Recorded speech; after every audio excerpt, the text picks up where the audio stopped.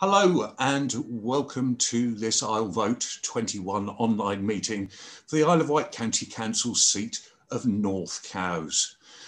Brief word of benefit for the public. IsleVote21 has been formed with the sole purpose of enhancing democracy by providing an unbiased platform for candidates to present themselves. We have no affiliations or funding, and no candidates are aware of what questions will be asked previous to today's session. Although a list of topics was distributed in advance to enable candidates to prepare. All 138 candidates in this year's election have been invited, either directly or via group and party leaders. The following candidates have been invited to this meeting, that being Mr. Richard Hollis, representing the Conservative Party, and Mr. Richard Quigley, representing Labour. In attendance, we have Mr. Quigley, who we'll be moving over to shortly. Candidates will be asked questions from our pool, plus others that have been submitted by the public regarding island-wide issues and others regarding specific locality. Candidates have been informed that there is a 2-minute limitation on answers, and I will raise my hand as we approach that cut-off and request the candidate finishes up as promptly as possible afterwards. Righty-ho, if we could hand over to Mr. Richard Quigley for his personal statement. Hello, Richard. Thank you for the invite. Always a pleasure to come and talk to many people as I can. I'm Richard Quigley. I'm standing as a councillor in Cowes North. I own a couple of businesses on the island, one of which you may know is Corrie's Cabin on the High Street in Cowes. So I do understand what Cowes, where my ward is and what it's about. I've got involved and want to keep involved in politics because after 10 years of austerity from a Tory government and 4 years of a failing Tory council, it's time to build a fairer island. And that needs to be one that puts the well-being of its residents at its core.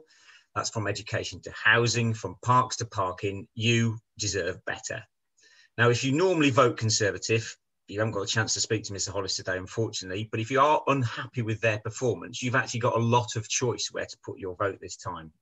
But if you want transformational change from a council that will build real wealth in our community, then the only vote that counts is a vote for a Labour council. That's me. Lovely job. Thank you very much. Righty-ho, we're going to move over onto our pool of questions here. First one I have for you, Richard, is considering the roles available within the current cabinet system, transport, education, environment, etc., which position favours your interests and your skills? Now, 20 years ago, I wouldn't have said this, but I say finance. Now, someone I didn't think I was very good at maths. I was told I wasn't very good at maths. Managed to get myself through an engineering degree. I've realised that finance actually comes fairly naturally to me. So I think finance, economy, and regeneration would be the areas I'd focus on, because I think that is the basis for the island and its well-being, if you like. Because without a functioning economy that looks after islanders and attracts investment, but also has very successful companies on it, we haven't got a base. So it's main part of our manifesto is this notion of community wealth building, which is bringing back a lot of council spending and partnering with institutions such as the prisons, the hospitals, the college. There's something like £600 million of budget between all of them to spend there. If we can bring probably £40 million of spending back, change the procurement procedures. So at the moment, you know, Nobilis was at the care contract that was handed to a mainland company, £30 million. That should be winnable by an island company for two reasons. One is that money gets spent on the island, but also you insist that the companies pay the real living wage of £9.50 an hour. So all of a sudden you've got a community wealth building. Now, if you insist that of all companies that bid, it won't always be mainland companies that win, because they've got that stretch of water to cross, and we should be using that in our favour for island companies to succeed. So that'd be, yeah, that's where I'd go. I'd go finance, economy, and regeneration. Most certainly. Lovely. Thank you very much. I think there's also opportunities when it comes to the finance on the island. There are a lot of people who are going to want to be taking holidays and they're not going to be able to go abroad. I think there's opportunity for some money to come to the island that way in this current sort of situation. Absolutely. Yeah, we're a holiday island, but we need to be focused on making sure that the people that service the people that come aren't on, you know, minimum wage or very low wage. We need to get to a situation where we build pride and dignity in people's jobs. You need to get to the end of the month and you need to be able to pay your rent or your mortgage and have a little bit left over for it to make sure you can eat decent quality, nutritious food, and then maybe save for a holiday. That should be a basic right for everybody. And I don't think we're getting there. And we seem to be getting further away from it at the moment on the island. And that is levelled at the council. Rightio. Let's move down to the next section here, which is a policy section. Name a council service or policy that needs reform and outline steps that would be required. For me, now the council had a policy on reducing child poverty. I think their target was by 15%. Don't quote me on that necessarily. They failed it, which is probably no surprise, but also it didn't ever seem to go anywhere. We've got 7,300 children on the island in child poverty. So for me, the main policy that I'd want to drive through would be that child poverty is a key measure of every department in the council. So every department, when it's meeting, making decisions, investing, does this help solve child poverty? If the answer is no, then why are we doing it? And that is something I'm really passionate about. Going back to, dignity is if we've got 7,300 kids starting off in a position where, at the end of the week, their parents are worried about being able to put food on the table from them, we're doing something very, very wrong. It's great people come in, we've got lovely beaches and people come in, it's great, but come back a little bit from that and there's quite a lot of deprivation on this island and that needs resolving. Yeah, I think you're quite right. Can't disagree with anything said there at all. You probably will in a minute. Right, moving down. What relevant experience would you bring to the council and what have you achieved in communities in the past? So communities, I'll start with the communities bit first, I'm not having a role as a councillor or anything else. It's been really off my own bat and my wife's through our business interests. So very early on, we started a charity day in the shop where we'd give the entire takings for the day to a charity, but we'd ask customers to decide where that charity was. And there's been several over the years. We've then been doing a thing where we raise money for the food bank through the business. So we get the staff involved and customers are involved, but also I got involved with the free school meals issue with the council because it became very clear in the community, a lot of people were worrying about what was going to happen during the school holidays for kids. And so pushed really the council to do something about it. So it really comes down to, because we're not businesses, councils shouldn't behave like businesses, because if councils and governments behave like businesses, what are businesses supposed to do? Is councils are there for people's welfare and well-being. So it's about pushing people to make the right decision. Now, the danger is knowing the price of everything and the value of nothing usually ends up in the wrong decision. And the price of providing a voucher was more expensive, but the value was much greater. Because, why do we get to decide that somebody that is in need at a particular time only gets the food we decide to give them? Well, they should be able to go and choose. It's not right. We assume we other these people as if they're totally, they're not, they're our neighbours, they're our friends, they're people that have just, for whatever reason, have fallen on our time. So skills I bring are business skills, management of finance, marketing as well, which I think is going to be quite important as the council moves forward in terms of marketing the island, but also problem solving. In my corporate days, I was the lead for problem solving using various techniques, because it is quite important. And I think going to the point where we're not taught to think in school, is problem solving is another skill that's very, very important. Everybody, and we're currently seeing from this council in the press one-shot panaceas to all the island's problems. We're going to remodel Newport, we're going to do this. That's not the real world. The real world is 1,000 things done 1% better, not just one thing totally ripped to pieces and started again. So yeah, problem solving, financial skills, and marketing. Lovely job. Thank you very much. Right. Let's have a little look down here. We have a question from the public here on adult education. And they've asked, adult education on the island is limited. What could you do to encourage organisations on the island to provide opportunities in this area? I think part of the problem is as an adult wishing to continue learning, it's expensive. So you can access some courses at free or low cost, but which is great. But sometimes you need a bit more. And if we believe in people bettering and furthering themselves, if the only thing holding them back is the finance to access a course, then we do need to do something about it, because otherwise we're all going to go backwards. So I think I'd encourage the council and colleges to work with other universities, but other organisations that offer different courses. So, things like having county farms on the island would be a great way of offering a different type of learning. Not least because a county farm is a sensible thing, or several county farms are sensible things for councils to own, because they provide an income because of the land of farm. You've got some food resilience, but you can also start using them as training facilities to give quality, good paid agricultural jobs, because we're already seeing we don't have enough people coming from Europe to come and pick fruit and vegetables, is that we're going to be more reliant.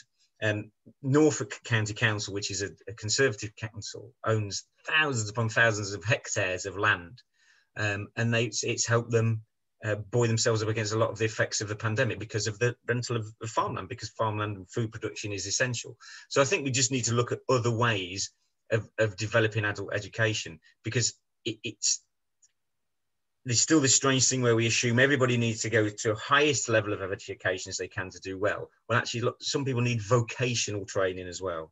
In the rest of Europe, they'll do 2 lanes, higher education and vocational training, and both will be expected to be successful. It's not that you end up being vocational and a low-paid, low-skilled, as the Tories like to call them, jobs, which during the pandemic, obviously, they're essential workers, but very quickly they become low-paid again. It is that making the things that people want to access in education more accessible. And we've got to stop using that strip of water as an excuse, really, especially now we're all so used to doing this, Zoom, and those sorts of things, is that there isn't really much excuse. It's just, again, it's a political will to want to do these things. Excellent. Yeah, I think you thoroughly answered the question as was laid out there. Right. One of the most common questions that we've had is pertaining to cross-Solent travel links, ferries, reliabilities and costs. How would you address existing concerns, and do you have a vision for improved connectivity to the Isle of Wight? I'll have a sip of water first, Andy. Yes, please do. I think if you ask any islander, I think, you'd know someone lived on the Isle of Wight if you came from Mars, because the first thing they'd mention is the ferries. And quite rightly so, it's a lot of money. Now, commercial businesses aren't and I'm not defending them, they're not, I own commercial businesses, they're not in the business of giving things away. However, the way the ferry companies are structured, they're used very much as cash registers for investment companies and the like, because it's guaranteed income. So that's why you see these very, very high prices in the summer, which, if you're a family, 2 of you in work, both on minimum wage, to get off the island for a week is going to cost you, half a week's wages, which is shocking. It's really bad. Now, there's a very simple solution to having continual cross-Solent transport, and that is have more regular ferries. If you had ferries every 15 minutes, none of us would be setting the sat nav just outside Southampton to see how fast we've got to go to make the ferry. If the police are watching, I've never speed, honestly.